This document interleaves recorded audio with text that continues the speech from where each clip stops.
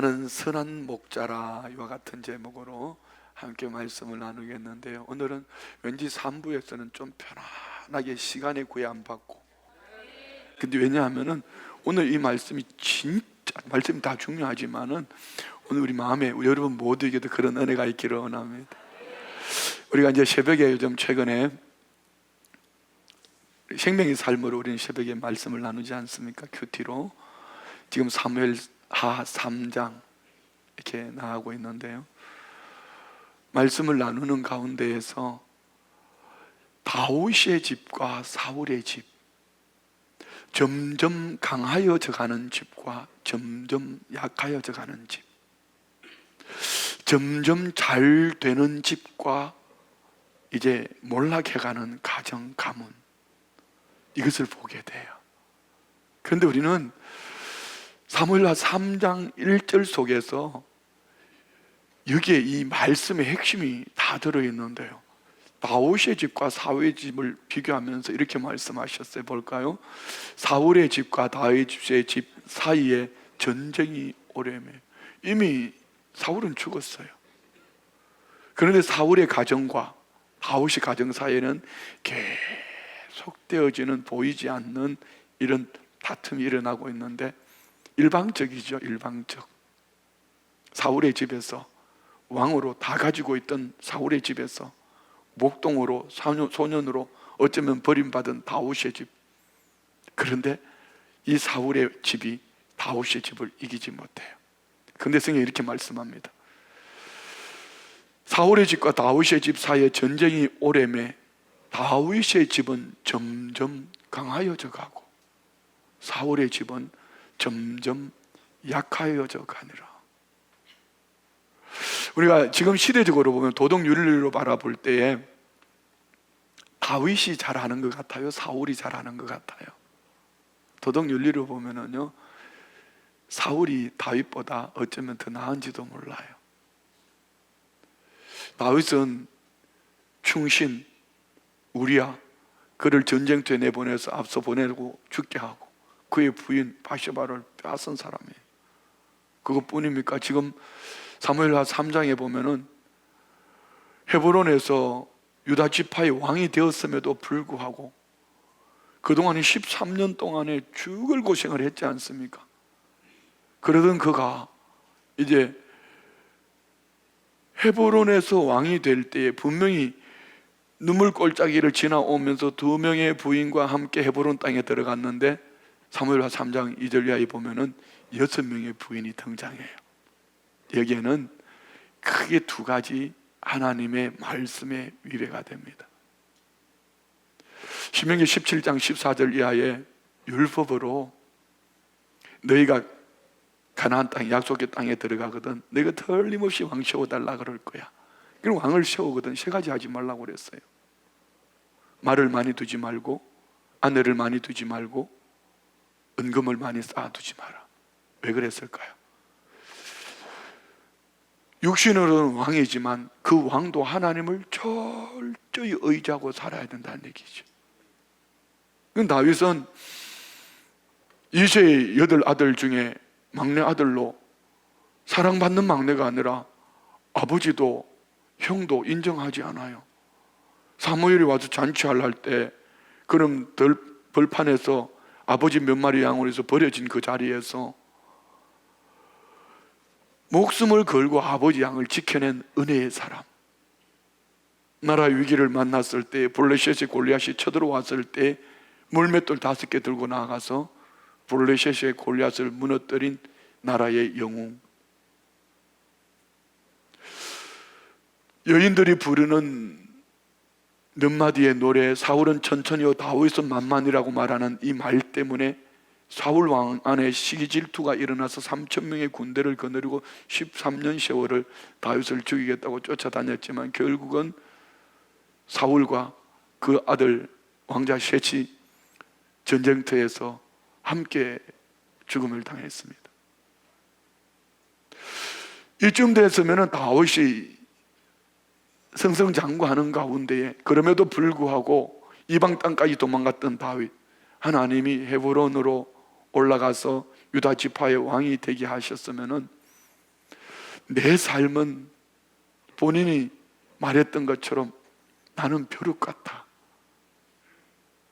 이렇게 생각을 하고 하나님을 철저히 의지하고 살았어야 되는데, 첫 번째는 하나님의 율법, 아내를 많이 두지 마라 했는데 아내를 6명이나 뒀어요.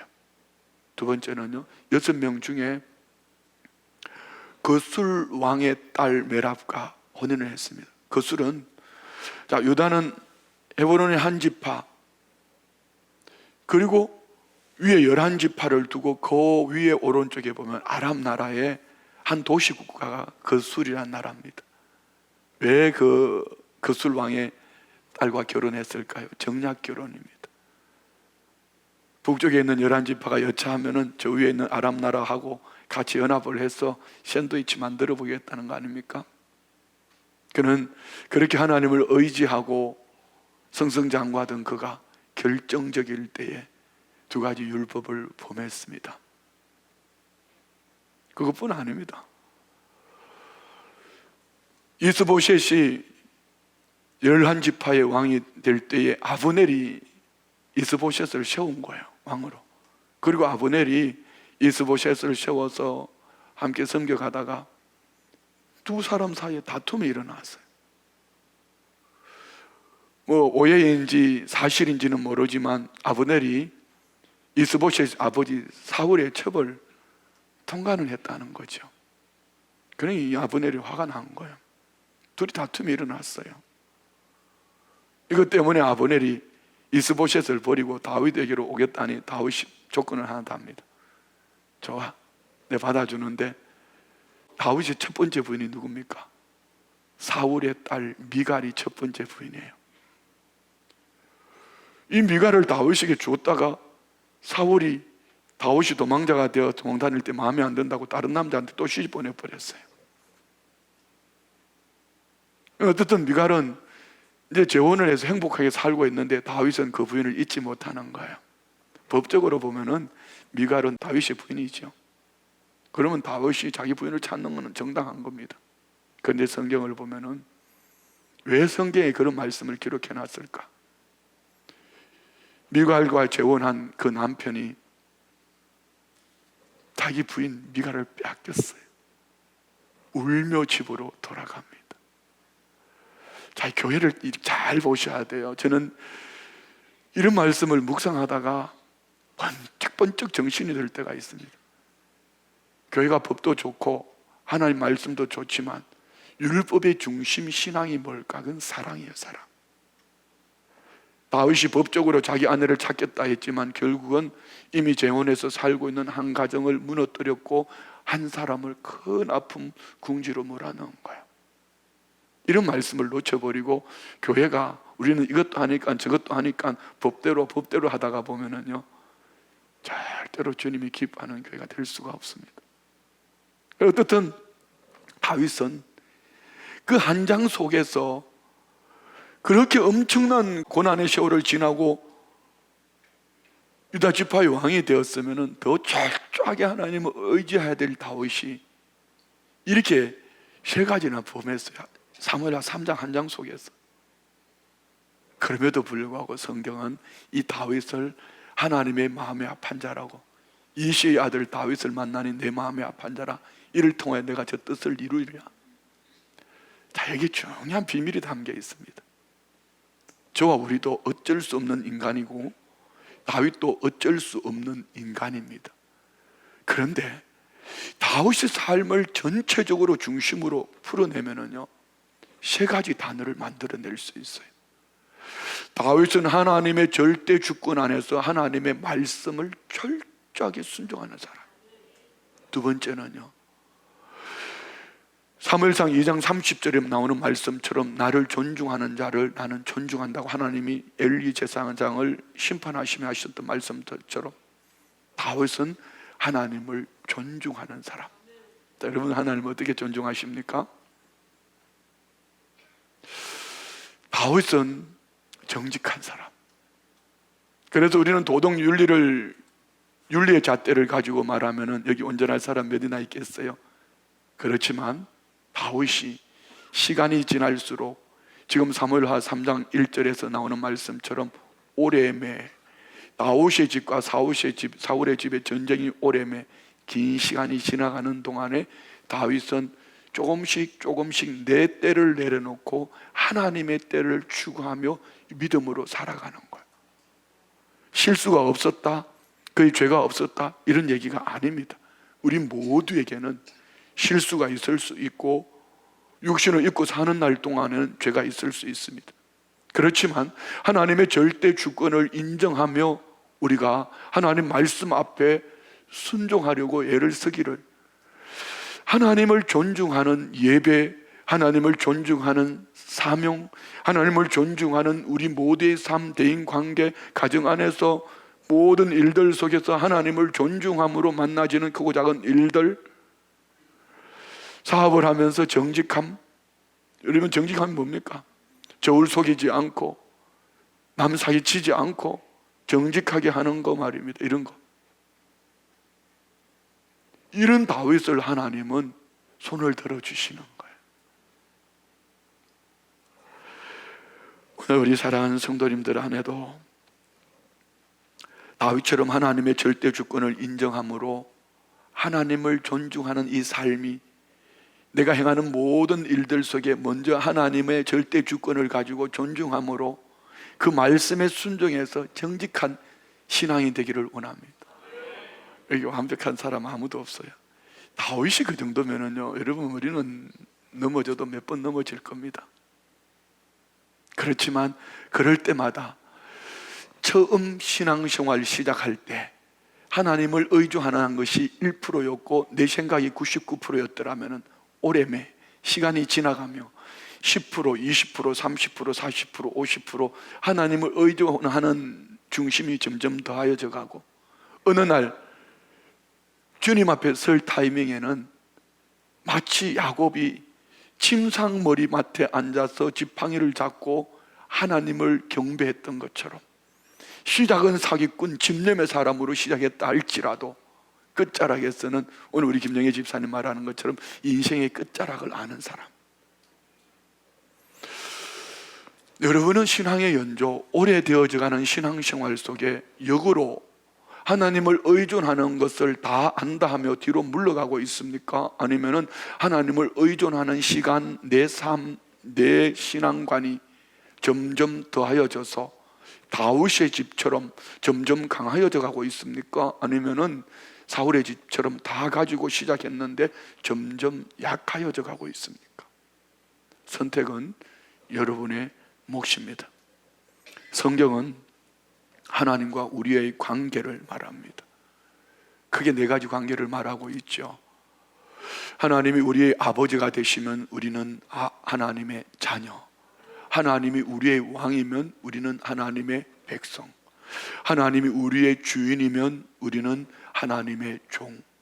오늘 본문에서는 우리 주님이 선한 목자이시니 나는 그분의 양.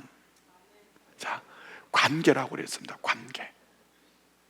하나님의 절대 주권을 인정하는 삶. 여기 중요한 비밀이 숨겨져 있어요. 제가 우리 성도님들에게 주일 성수, 11조, 주의 종, 여러분의 사명 이런 것들을 얘기하면은 다 종교와 우리 기독교는 종교라고 얘기하면 안 돼요. 다 종교와 우리 기독교와의 차이가 뭘까요? 타 종교는 자력 종교입니다.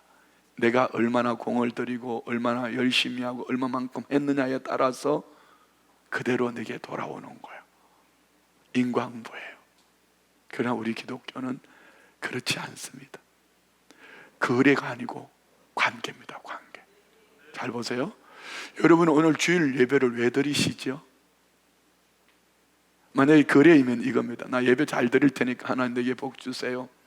나 예배 잘 드릴 테니까 하나님 나 이만큼 주세요.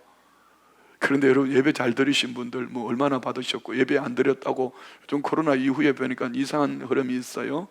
이제는 영상 예배가 많이 회복되어져서 현장 예배로 많이 회복되어졌는데, 한 달에 한 번 오는 예배가 있고요, 2주에 한 번씩 오는 분이 있고요, 주일마다 오시는 분이 있고요, 그리고 이제는 주중 예배 다 해보겠다고 주중 예배를 다 오시는 분이 있고 뭐 다양한 예배가 있는데, 여러분 한번 돌아보십시오. 얼마나 예배가 회복되어졌어요? 그럼 예배 안 드리는 동안 하나님이 여러분 믿다고 다리를 똑 부러뜨렸어요? 아무 데도 못 가게? 하나님은 그런 분 아니에요. 주일 예배 안 드렸다고 하나님 죽이지 않아요. 중요한 것은 이 주일 예배가 내 편에서 볼 때에 하나님의 절대 주권을 인정하는 믿음의 고백이고 하나님의 말씀이에요. 오늘 여러분이 드려지는 이 한 번의 예배는 하나님을 존중하는 것이고 하나님 말씀 앞에 순종하는 것이고 하나님 앞에 정직한 모습으로 지난 한 주간을 나는 어떻게 살았는데 주님, 더 주님 안에서 정직한 삶을 살기를 원합니다. 여러분이 더 거울을 봄과 같이 깨끗하여지는 이런 은혜의 시간 되기를 원합니다. 11조를 오해하면 안 돼요. 11조는 거래가 아닙니다. 11조를 하니까 하나님 내게 복 주십시오, 이는 거래입니다. 그러면 그는 예수를 잘못 믿고 있는 것입니다. 11조라는 것은 이런 것입니다. 하나님께서 내게 모든 것을 주셨는데 10분의 1을 구별하여 드리면서 하나님이 내 모든 삶을 맡겨주신 것 내가 구별하여 드리고 내 삶의 절대 주권은 하나님께 있습니다는 고백하여 드려지는 예물이죠. 요즘 최근에는 유튜브를 보면은 이 11조 문제를 가지고 한때는 유명했다는 목사님들도 현장에 있을 때 그 얘기를 해야 되는데 은퇴하고 난 다음에 11조에 대한 부정적인 말들을 하니까 젊은 세대들은요, 그 11조의 본질을 제하여 버리고 돈으로만 계산하는 겁니다.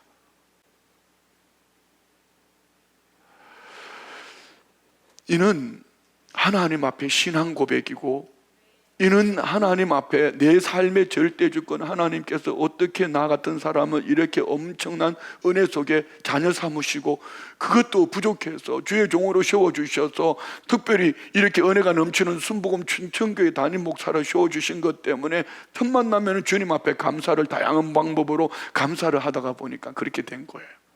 그러면은 어떤 분은 10의 9조를 하는 분과 11조를 안 하는 분의 차이는 뭐가 있어요? 아무것도 환경에는 차이가 없어요. 거래가 아니고 관계 속에서 그만큼 하나님을 절대적으로 신뢰하기 때문에 하나님 절대적으로 신뢰하는 다윗을 통하여서 하나님이 그렇게 일하셨다면 여러분도 그렇게 하시면 돼요.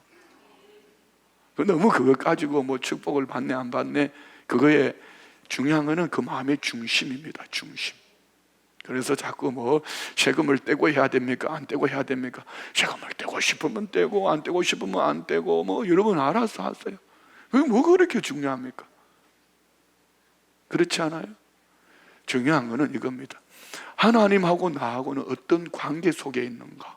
거래가 아니라 관계 속에 있다. 관계 속.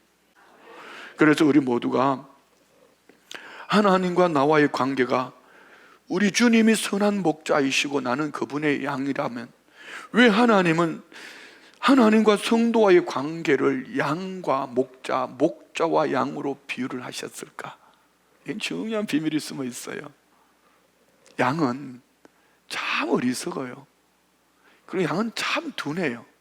시력도 둔하지만 몸도 둔해요. 몸은 비둔한데 다리도 짧아요. 넘어지면 절대로 혼자 일어나지 못해요. 양의 특성 10가지 여러분 인터넷 찾아보십시오. 참 재밌습니다. 그런데 이런 어리석은 양, 시력이 약한 양, 비둔한 양, 넘어지면 혼자 일어나지 못하는, 왜 하필이면 동물들 중에 이 양을 비유로 선한 목자와 양을 말씀하셨을까요? 이유는 딱 한 가지입니다. 양은 철저하게 목자를 의존하고 살아야지만 살 수 있다는 겁니다. 그러면 우리에게 중요한 건 뭐죠? 오늘 저와 우리가 철저하게 선한 목자 대신 우리 주님을 의지하고 믿음으로 살아가던 어느 날 뒤돌아보면은 우리가 상상할 수 없는 하나님의 은혜와 축복이 내 속 사람이 강건할 뿐 아니라 영혼이 잘된 같이 범사가 잘되고 강건케 하시는 이것은 때를 따라 필요를 쫓아 하나님의 은사로 선물로 주실 거예요. 중요한 것은 오늘 우리 김영희 집사님 간증하셨던 것처럼 미소천사 너무 좋네요, 그죠? 어쩌면은 우리는 내 안에 임한 하나님 나라 그 속에서 자족하는 비결 바울 사도처럼 정말 감사하며 찬송하며 그렇게 살아낼 것입니다. 양은 목자 없이는 생존 자체가 불가능한 동물인 것처럼 오늘 저와 우리 영적으로도 양이 시력이 약하고 몸이 비둔하고 또 양이 철저하게 목자를 의존하고 살아야 되는 것처럼 영적인 세계도 마찬가지입니다. 우리의 영적 시력이 참 좋지 못해요. 그래서 좀 잘 되는 것 같으면은 다른 게 안 보여요. 좀 자기가 괜찮아지는 것 같으면 스스로 주인이 되고 하나님이 되어 있어요. 이 욕심이 점점 더해지는 거예요. 그러는 가운데 속에 누가 조금 잘 되면 미움, 시기, 질투 같은 함정에 빠지는 거예요. 그런데 함정에 한번 빠지면은 일어나지를 못해요. 왜 그런지 아십니까? 영적인 세계이기 때문에. 그 배후에 누가 있을까요? 사단입니다. 이것이 육신의 눈으로 보이는 것 같으면은 아마 우리 교회에서 제가 제일 잘 이기지 않을까? 그렇지 않아요? 혹시 11단 넘어가시는 분 있나요? 저보다 총 잘 쏘시는 분이 있으세요? 아직까지 할만하거든요. 육신으로 하면은 어쩌면은 미안해요 이런 표현에서 사탄이 그런 모습으로 나타났다면은 제가 이겨먹을 거예요. 그런데 이는 영적인 존재예요. 영적 세계에서 우리는 사탄을 이길 힘이 없습니다. 요즘 금요 저녁 기도회를 하면서 참 좋은 소문들을 많이 듣습니다. 매주 금요 저녁 기도회 때마다 목사님 저 성령 세례 받았어요, 방언 받았어요, 이런 분들이 많이 생겼어요. 요즘 최근에 갑자기 야 요즘 참 귀하다, 다른 데서는 상상도 못하던 일들이에요. 그렇지 않아요?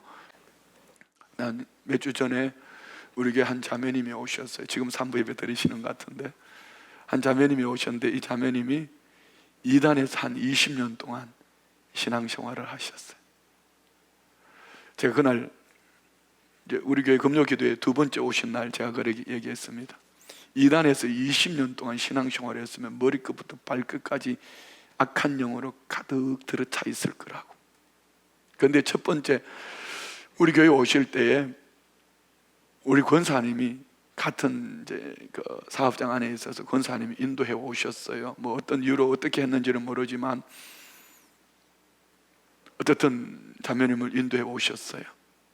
첫날 오셨는데 우리 자매님이 기도하는 가운데 옆에서 뭐 기도들 도와드리고 저도 안수하고 이랬는데 마음이 뻥 뚫렸어요. 좋았어요. 그래 지난주에는 목요일 날 저녁에 사업장이 끝나고 저녁 늦은 시간에 권사님과 함께 교회로 오셨어요. 사무실에 오시라고, 들어오시라고. 아마 9시 반이 넘은 것 같습니다. 안수 기도해드리고 이 말 저 말 하는 가운데에 우리 자매님이 얼굴이 밝아지고 소망이 있는 것을 보았어요. 그 주일 예배를 얘기하고 뭐 이렇게 하다가, 그리고 지난주 금요 저녁 기도회 때 일부 예배 8시부터 10시 40분까지 했습니다. 앞에 앉아서 어쩌면 그렇게 열심히 찬양하고 기도하는지요. 종교성이 있어서 그랬을까요? 근데 그날 후속입니다. 후속편. 이 자매님이 마음에 성령님이 뭔가 만지려고 하는데 이 기도 시간이 좀 짧았나 봐요. 아쉬워서 게세마네 성전의 2부 번뇌일 기도에 참여한 거예요. 용기가 되는, 이 성령님이 역사하신 거예요. 초신자가 교회 나온 지 이제 2-3번밖에 안 되는 분이 그 번뇌일 기도에, 여기 한번 물어보세요. 번뇌일 기도에 갈 수 있냐고 한번 물어보세요. 참 대단하잖아요. 살고 싶은 거죠.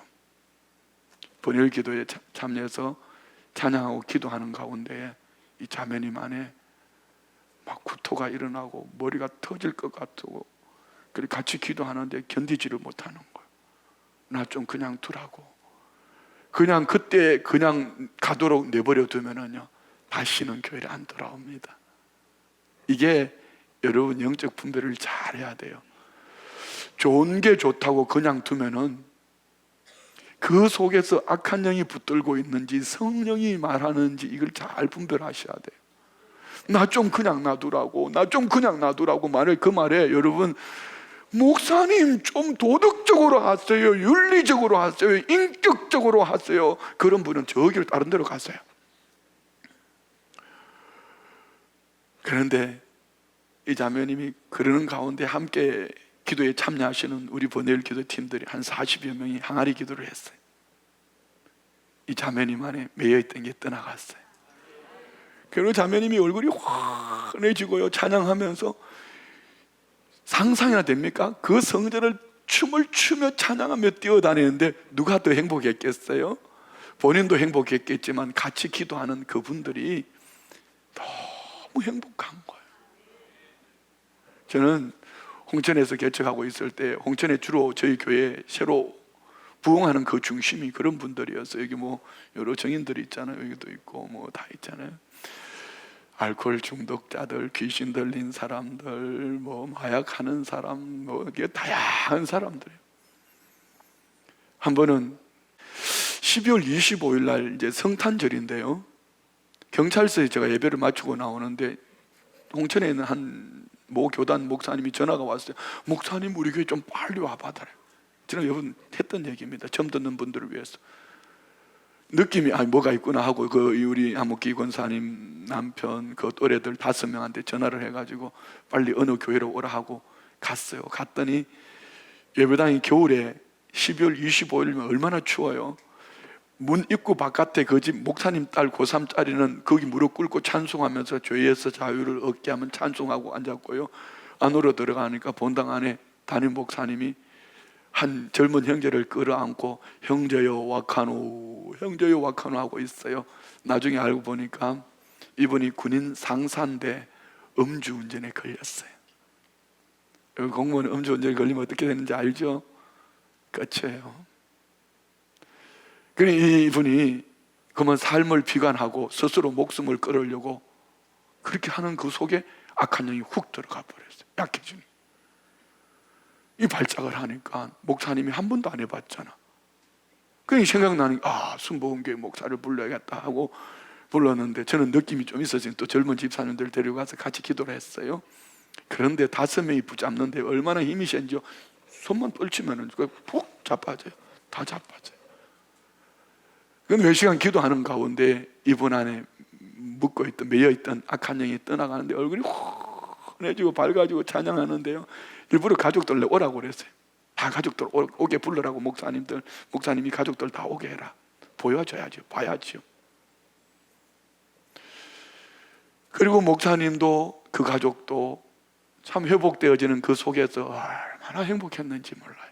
제가 지금 뭔 얘기하고 있죠? 그래서 우리 신앙생활은 이성으로, 내 경험으로, 윤리로, 도덕으로 하는 것이 아니라, 영적인 세계는 내 힘으로, 내 능력으로 되는 것이 아니라 선한 목자 대신 예수 그리스도의 이름이어야 승리할 수 있어요. 이 은혜가 아니면은 절대로 승리할 수 없어요. 우리 자매님도 마찬가지. 자매님도 그 체험되어진 그 은혜 하나만 가지고 신앙생활하면 안 돼요. 이제는 이 마음은 비어있지 않아요.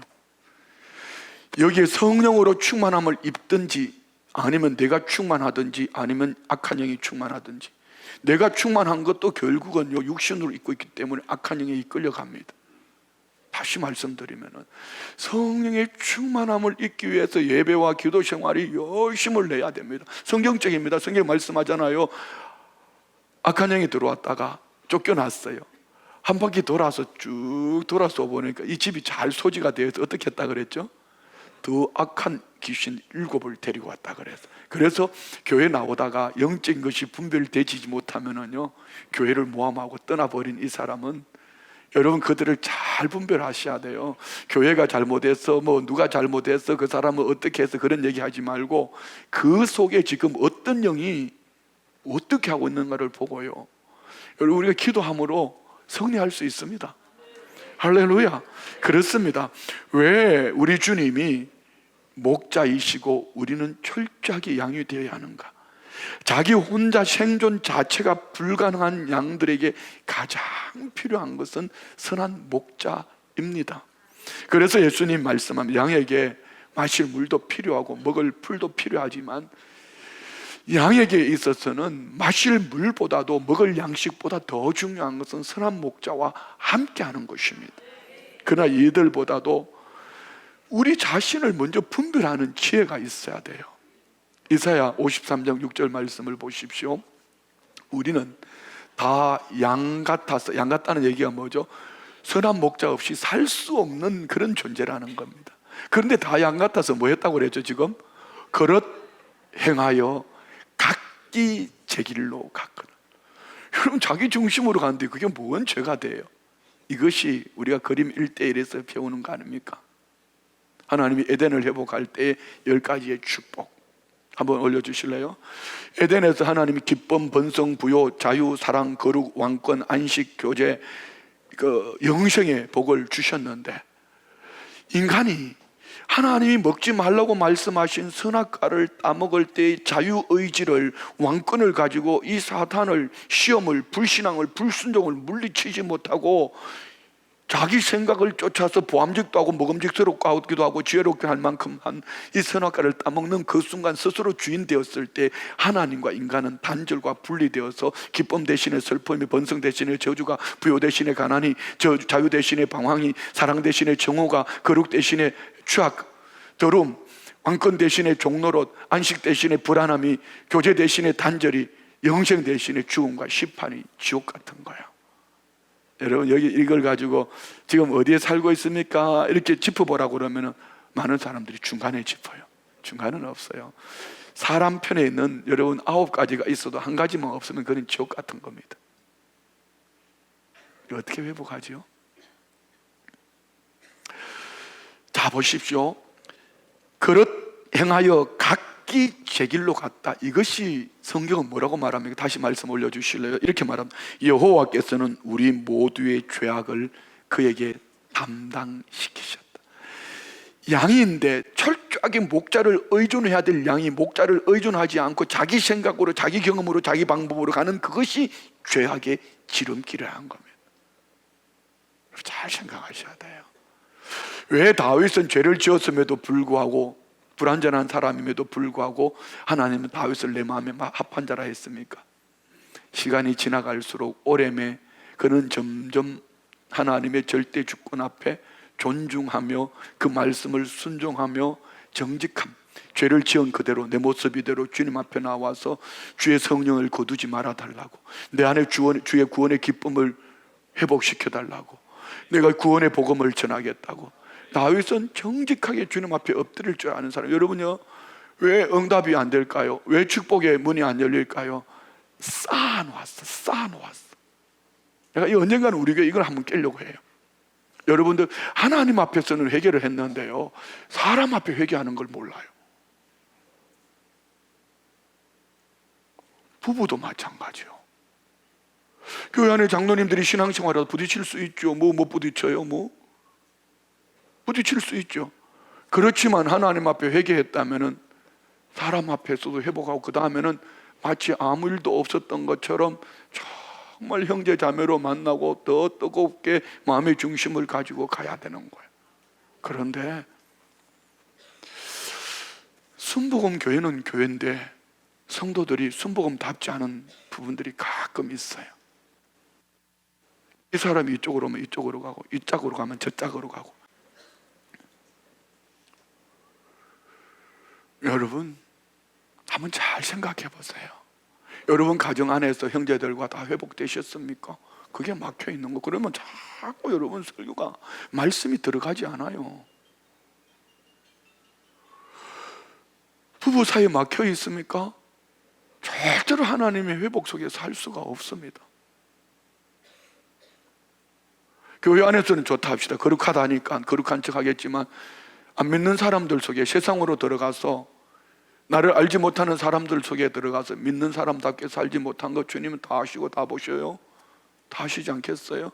이게 회복되어져야 되는데 그냥 묻어놓고 덮어놓고 지나가면은 각기 제 길로, 양으로서 철저하게 주님을 의존하고 살아야 될 우리가 각기 제 길로 갔어요. 이게 매여 있어요. 묶여 있어요. 하나님과 분리, 단절되어 있단 말입니다. 이를 위하여 하나님이 육신의 몸을 입고 오셔서 우리의 모든 죄악을 주님이 담당하시고 십자가에 못 박혀 죽으시고 사흘 만에 살아나셔서 부활의 첫 열매가 되심으로 누구든지 주의 이름을 부르는 자에게 구원의 은총을 주신 줄 믿습니다.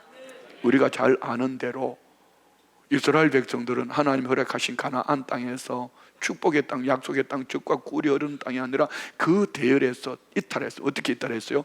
이방인들이 섬기는 왕, 이방인들이 섬기는 우상, 이방인들처럼 몸은 성전에 와 있지만 마음은 이방인과 다를 게 없어요. 그래서 고린도 교회 안에서 엄청나는 많은 은사가 일어났음에도 불구하고 그들은 은사를 가지고 지난주 금요 저녁 기도 나눈 말씀 숙제 한번 들어보세요. 은사를 잘못 사용하니까 우상처럼 예수 무당이 돼가지고 귀신에 붙들려가 사는 거예요. 은사를 잘못 사용하게 되는 것이죠. 결국 양이 이리에게 물어 뜯긴 것입니다. 양들은 절대로 제 발로 찾아오지 않습니다. 스스로 회복하지 못합니다. 스스로 돌아올 능력이 없단 말입니다. 결국 양에게는 자구책이 없어요. 그래서 선한 목자는 그 잃은 양을 찾아서 산과 들과 언덕과 계곡으로 두루 찾아다니는데요. 오늘 보면 16절 말씀 한번 볼까요? 또 이 우리에 들지 아니한 다른 양들이 내게 있어 내가 인도하여야 할 테니. 저 보세요. 이미 여기 양은 99이 있는데 이 우리에 들어오지 아니한 다른 양이 있어서 선한 목자가 그 양을 찾아서 산울가로 개울가로 나가는 거야. 내가 인도하여야 할 터이니 그들도 내 음성을 듣고 한 무리가 되어 한 목자에게 있으리라. 우리는 이 주님의 마음을 가지고 복음을 들고 가야 합니다. 에스겔 선지자는 이런 양을 찾으시는 하나님의 뜨거운 사랑과 열정을 이렇게 감동적으로 표현하는데 에스겔 34장 11절로 16절 우리 다 같이 큰 목소리 한번 읽어요. 시작. 주 여호와께서 이같이 말씀하셨느니라. 나 곧 내가 내 양을 찾되 목자가 양 가운데 있는 날에 양이 흩어졌으면 그 때를 찾는 것 같이 내가 내 양을 찾아서 흐리고 캄캄한 날에 그 흩어진 모든 곳에서 그것들을 건져낼지라. 내가 그것들을 만민 가운데에서 끌어내며 여러 백성 가운데에서 모아 그 본토로 데리고 가서 이스라엘 산 위에와 시냇가에와 그 땅 모든 거주지에서 먹이되 좋은 꼴을 먹이고 그 우리를 이스라엘 높은 산에 두리니 그것들이 그곳에 있는 좋은 우리에 누워 있으며 이스라엘 산에서 살찐 꼴을 먹으리라. 내가 친히 내 양의 목자가 되어 그것들을 누워 있게 할지라. 주 여호와의 말씀이니라. 그 잃어버린 자를 내가 찾으며 쫓기는 자를 내가 돌아오게 하며 상한 자를 내가 싸매주며 병든 자를 내가 강하게 하려니와 살찐 자와 강한 자는 내가 없애고 정의대로 그것들을 먹여. 자, 여러분, 양들 가운데에 둘로 나눠져요. 살찐 자와 강한 자는 하나님이 없애버리겠대요. 여러분, 살찐 자와 강한 자가 뭐죠? 스스로 주인 되어 있습니다. 목자가 필요 없어요. 기름졌어요. 배불렀어요. 그것도 복이라고 그냥 자기들 중심으로 자기 생각으로 자기 방법으로 나는 있는데요. 나는 다 해요. 다 알아요. 다 해봤어요. 살쪘어요. 기름졌어요. 그럼 주님은 마태복음 5장 말씀에 뭐라고 말씀하셨어요? 심령이 가난한 자가 복되다 했습니다. 천국이 저희 것이라고 그래요. 심령이 가난함이 뭐죠? 파탄 맞았어요. 없는 환경을 말하는 것이 아닙니다. 마음 중심이 살찌지 않고 기름지지 않고 늘 주님을 갈증하고 주님을 의존할 때에 주님은 오늘 흩어진 가운데에도 어쩌면은 이방신을 쫓아가다가 그들이 하나님의 심판 속에 있다 할지라도 하나님은 그들에게 뭘 말씀하십니까? 내가 내 양을 찾되 목자가 양 가운데 있는 날에 양이 흩어졌으면 그때를 찾는 것 같이 내가 내 양을 찾아서 흐리고 캄캄한 날에 그 흩어진 모든 곳에서 그것을 건져낼 것이라. 할렐루야. 뿐만 아닙니다. 먹이되 좋은 꼴을 먹이고 또요 내가 친히 내 양의 목자가 되어 그것들을 누워있게 할지라. 그 잃어버린 자를 내가 찾으며 쫓기는 자들을 내가 돌아오게 하며 상한 자를 내가 싸매주며 병든 자를 내가 강하게 하려니와. 할렐루야. 예, 우리 주님 앞에 내 모습 이대로 내려놓으세요. 이게 정직한 거예요. 기름진 것처럼 살찐 것처럼 다 아는 것처럼 하나님은 없애버리겠다고 말씀합니다. 그래서 이사야 53장 6절이 우리는 다 양 같아서 그릇 행하여 각기 제 길로 갔거늘 여호와께서는 우리 모두의 죄악을 그에게 담당시키셨도다. 무슨 얘기입니까? 인간의 죄로 말미암아 하나님과 단절 분리, 이 죄악을 하나님은 아들 예수 그리스도 선한 목자이신 예수님께 지우고 오늘 저와 우리는 자유를 얻은 줄 믿습니다. 그래서 예수를 믿는 여러분, 저와 우리 안에 때로는 침체가 있고 낙심, 실패, 좌절, 병듦, 상처, 부도난 삶, 절망의 늪, 절망당한 자, 우리 주님은 찾아오셔. 누구를요? 잃어버린 자를 찾는 거예요. 아멘. 초신자 때 막 저는 찬양의 은혜를 많이 받았어요. 초신자 때 은혜를 많이 받고, 그런데 막 찬송가는 558장을 다 불렀어요. 반주기를 사놓고. 그래서 저도 지금 제일 제게 영성 있는 찬양은 찬송가입니다. 그래서 저는 막 복음성가 이상한 가져와서 부르면 한 대 끌어물지 받고 있어요. 미안해요. 근데 그때 되게 참 어려운, 그렇게 지금 부르면 어렵지도 않은데 그때는 되게 어려웠어요.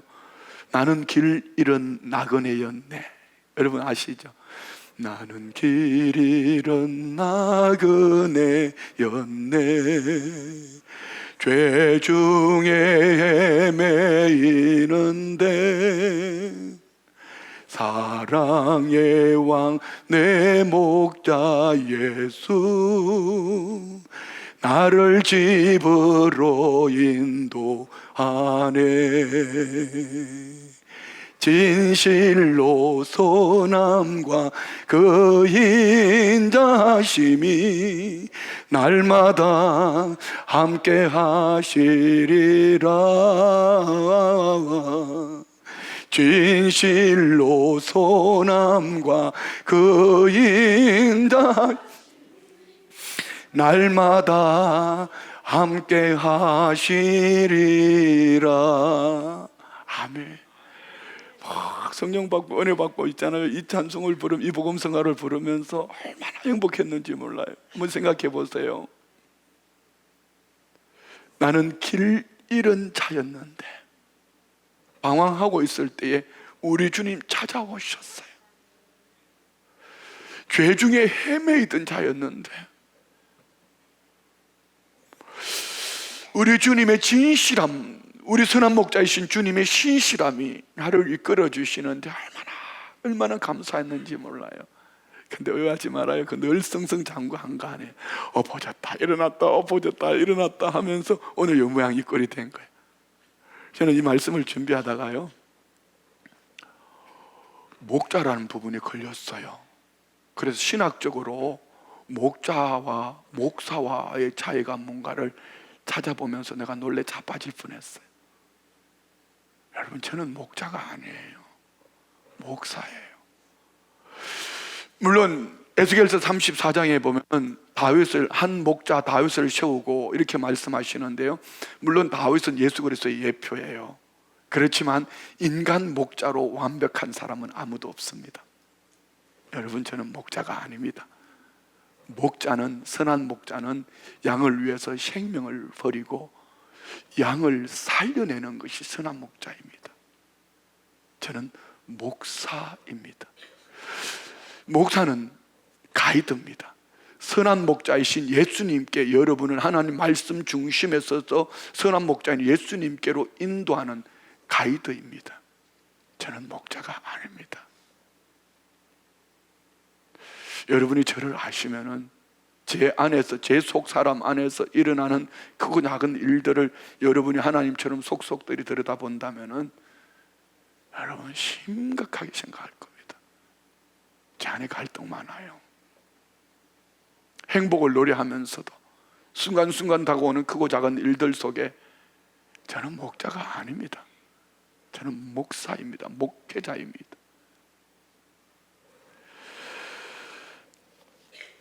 선한 목자 되신 예수님은 인생의 길을 잃고 하나님을 떠난 우리를 찾으러 이 땅으로 내려오셨어요. 선한 목자는 양을 위해 목숨을 버리시는 분이에요. 믿으십니까? 선한 목자이신 우리 주님은 양을 위해서, 저와 우리를 위해 목숨을 버리셨어요. 오늘 11절 12절 보십시오. 나는 선한 목자라. 선한 목자는 양들을 위하여 목숨을 버리거니와 싹구는 목자가 아니요 양도 제 양이 아니라. 이리가 오는 것을 보면 양은 버리고 달아나나니 이리가 양을 물어가고 또 해치느니라. 아멘. 목자는 양들을 위해 목숨을 걸어야 하는데 열심은 내지만 나는 여러분을 위해서 죽지 않았어요. 이렇게 버젓이 살아있잖아요. 다윗은 사무엘상 17장 34절 35절에 보면은 아버지 몇 마리 양을 치면서 사자로부터 곰으로부터 목숨을 걸은 간증을 얘기합니다. 우리 한번 볼까요?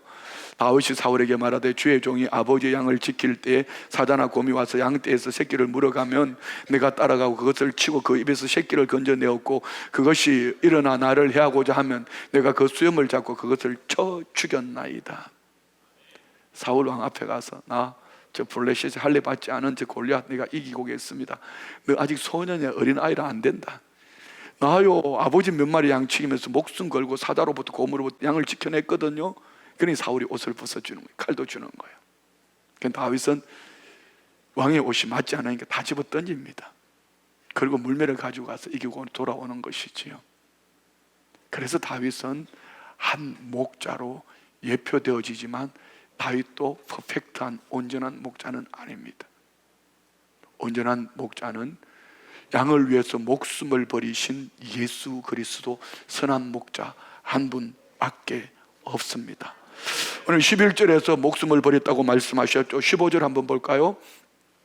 아버지께서 나를 아시고 내가 아버지를 아는 것 같으니 나는 양을 위하여 목숨을 버리노라. 17절요. 내가 목숨을 버리는 것은 그것을 내가 다시 얻기 위함이니 이로 말미암아 아버지께서 나를 사랑하시는. 18절 봐요. 이를 내게서 빼앗는 자가 있는 것이 아니라 내가 스스로 목숨을 버리노라. 나는 버릴 권세도 있고 다시 얻을 권세도 있으니 이 계명은 내 아버지에게서 받았노라 하시는. 아멘. 보세요. 선한 목자 예수님은 양을 위하여서 목숨을 버리신 분입니다. 저와 우리가 그 은혜 속에서 살고 있는 줄 믿습니다. 목자는 양들을 위하여 목숨을 버린다는 말을 반복하고 있습니다. 선한 목자는 양을 위해서 자신의 목숨을 버리는 희생적인 사랑으로 살아가요. 그런데 목사는 그게 잘 안 돼요. 여러분 아세요? 제가 요즘 얼마나 갈등하고 있는지. 설교를 어젠가요 교역자들하고 제가 그런 얘기를 했습니다. 설교를 준비하면서 목회자 포럼을 하다가 보니까 대형교회 목사님들이 설교를 문학적으로 인문학적으로 감동을 주는 이런 설교를 해야 된다고 그렇게 얘기를 하시더라고요. 저하고는 너무 멀어요. 문학적으로, 감성적으로, 인문학적으로 자료들 많습니다. 저는 제 마음의 중심에 결정을 했거든요. 예화를 들어도 할 수 있으면 성경 안에 있는 예화를 들고 할 수 있으면 말씀을 풀자. 감성, 감동 그거에 속지 마라. 제가 전에 얘기한 적이 있죠. 한 선교사님이 목회를 하며 초기에 열심히 설교를 하는데 이 할머니가 매일 앉아서 졸고 앉은 거예요.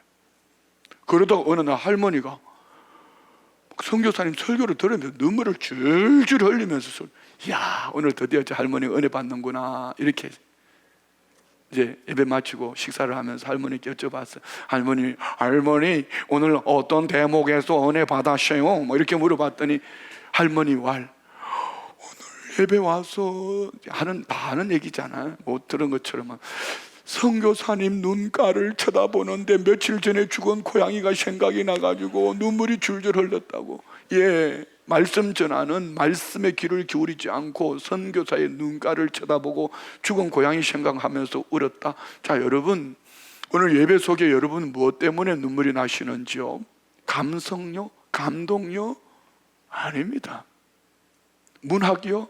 필요하겠죠. 수단적으로 방법적으로 필요하겠죠. 인문학력 필요하겠죠. 우리에게는 선한 목자인 예수가 필요한 것이지 인문학이나 감성, 감동이 필요한 것이 아닙니다. 물론 감성이 있고 감동이 있고 인문학적으로 문학적으로 여러분에게 시적으로 이렇게 하는 것이 훨씬 좋겠지만 그냥 말씀 한 구절 붙잡고 풀고 적용하고 그게 저는 앞으로 그렇게 할 거예요. 네. 여러분들이 좋다 하면은 그렇게 해볼 수도 있겠지만 저는 그렇게 안 할 겁니다. 선한 목자는 예수님 한 분밖에 없어요. 그래서 목사는 이렇게 갈등하는 거예요. 어떻게 선한 목자에게 우리 사랑하는 성도님들을 가이드 안내를 해야 될까 고민을 하는 거예요. 갈등이죠.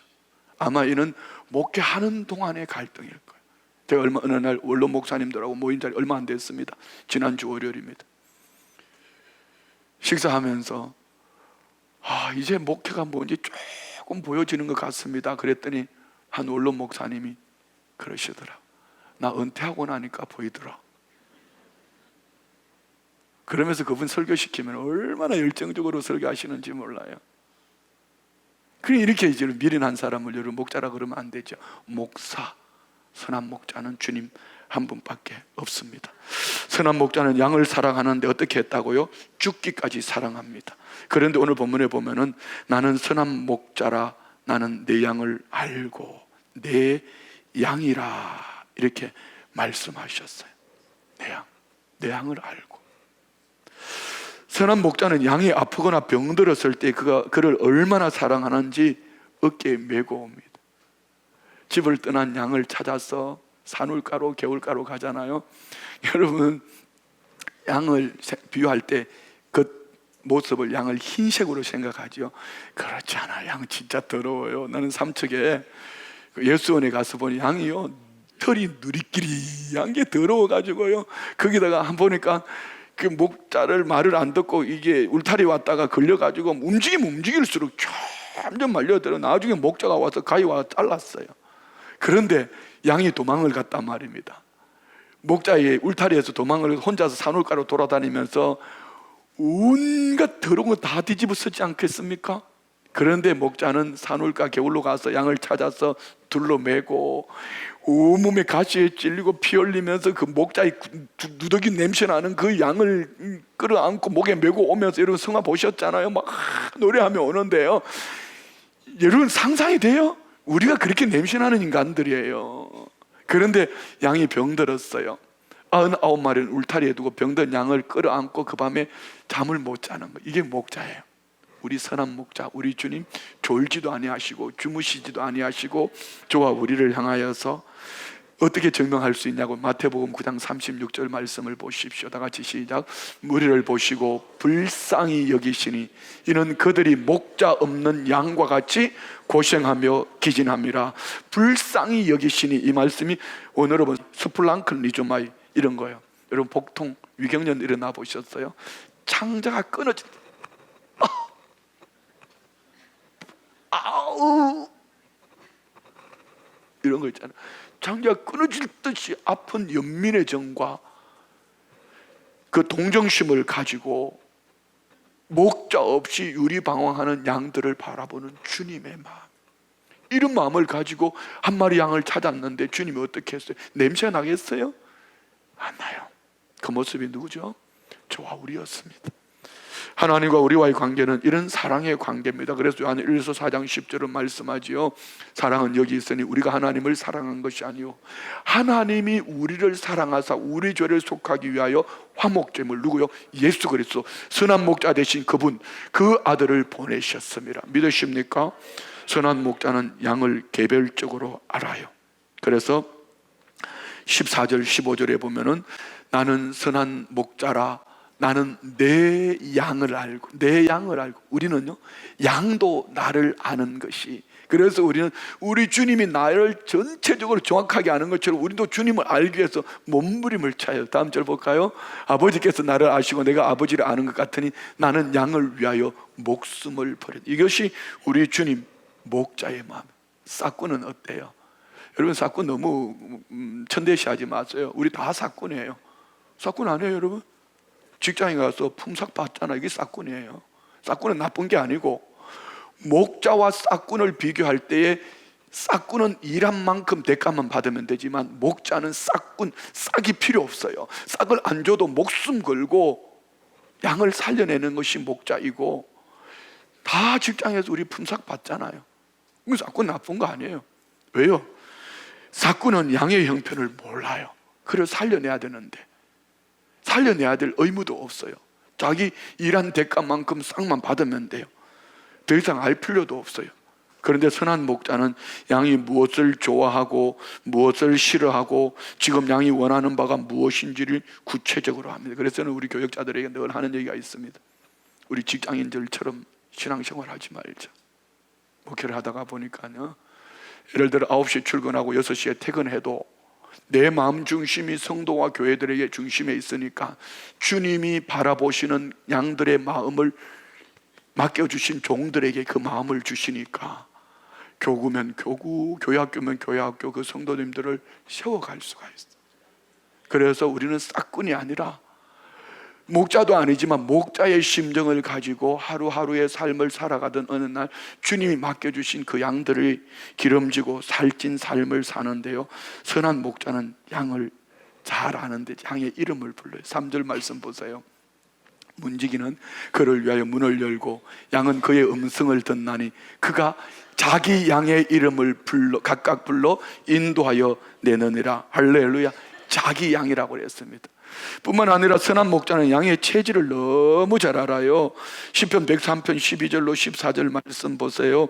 동에서에서 먼 것 같이 우리의 죄가를 우리에게서 멀리 옮기셨으며 아버지가 자식을 긍휼히 여김같이 여호와께서는 자기를 경외하는 자를 긍휼히 여기시나니 이는 그가 우리의 체질을 아시며 우리가 단지 먼지 티끌뿐임을 기억하기. 우리의 체질은 티끌이 아무것도 아니에요. 죽으면 티끌로 돌아갈 거예요. 그리고 오합지졸이에요. 아무것도 아니에요. 사람 편에서 조금 낮고 부족한 것이지 하나님 편에서 보면 티끌이요, 먼지예요. 하나님 우리 체질을 너무 잘 아신다는 거예요.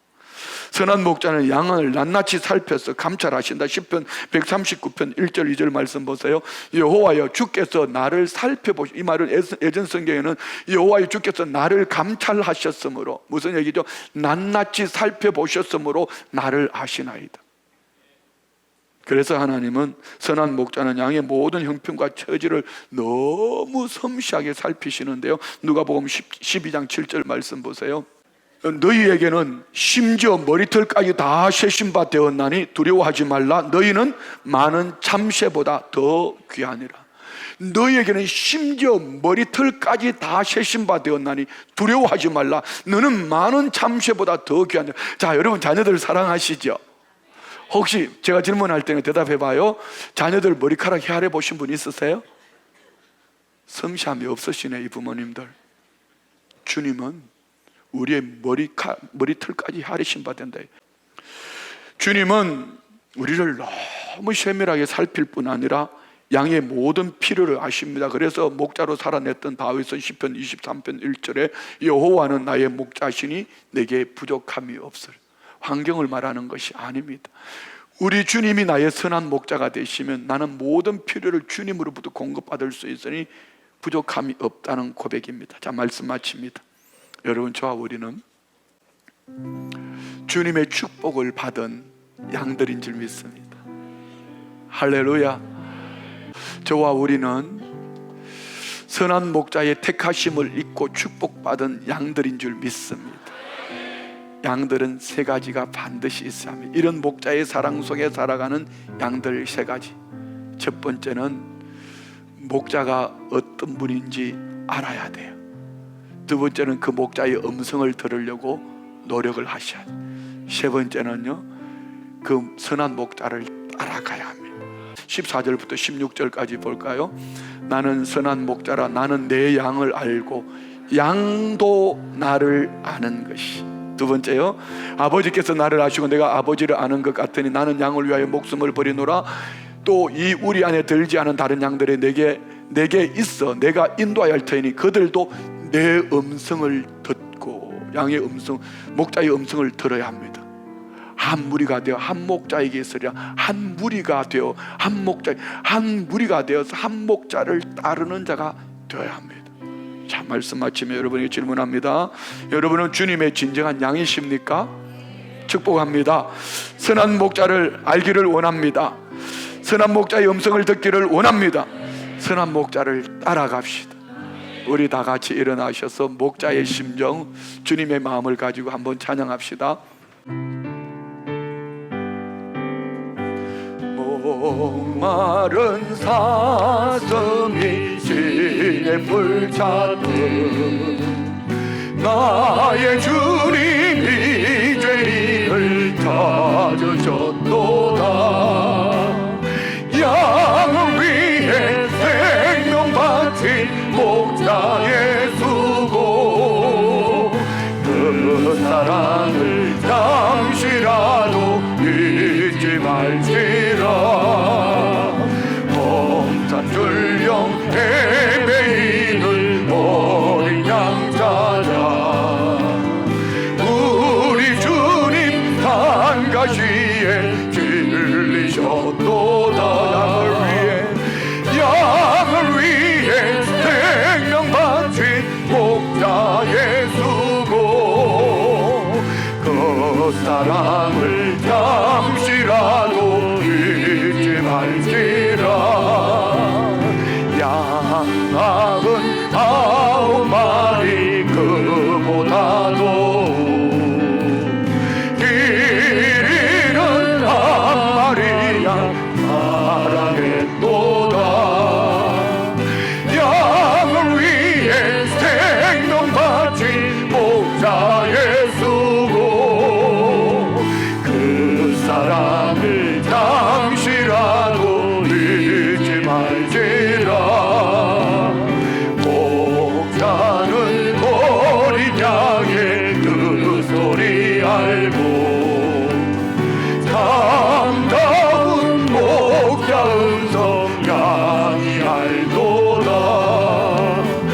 양을 위해 생명 바친 목자의 수고, 그 사랑을 잠시라도 잊지 말지라. 어린 목자 내 주 예수 이 몸 붙드사 푸른 초장 물가으로 인도하소서.